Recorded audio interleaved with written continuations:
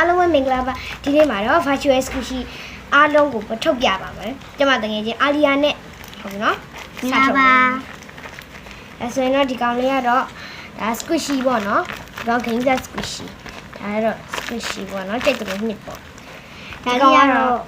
ဘတ်တာပေါ့နော်ရမ်းညစ်လို့ကောင်းတယ်ဒါကျမတကယ်ချင်းလို့ထားဖြစ်ပါတယ်ကျမတကယ်ကြဘာဖြစ်ဖြစ်အကုန်လုံးကြပါရှင်ဒါကတော့ strawberry butter ပေါ့နော်ခုနကဒီခင်းရောင်လေးကကျတော့ grapes butter ပေါ့နော်မ butter မျိုးစုံရှိတာ strawberry တဲ့ဒီမှာဒီကောင်ကဒါကတော့ grapes နောက်ဆုံးနောက်တစ်ခု butter ရှိသေးတယ်ဒီကောင်ကတော့ yo butter ပေါ့နော်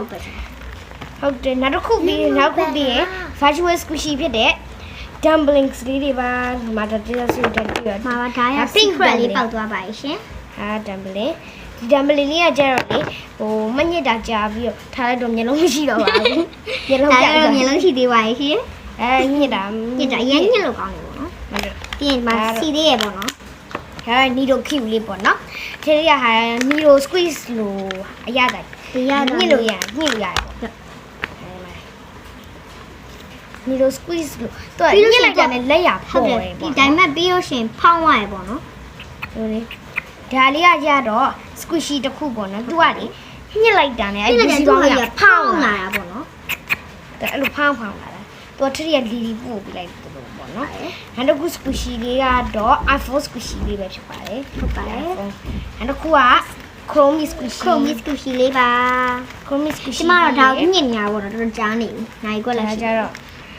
Dorito smoke လေးပေါ့နော်ဒါပို့လို့ရှိရင်ဒါကြည့်တယ် game set ဟိုလေး squishy လေးပေါ့နော်ဒါတော့နည်းနည်းအောက်ကဟိုနည်းနည်းပြဲနေတော့လေအဲဒါကြောင့်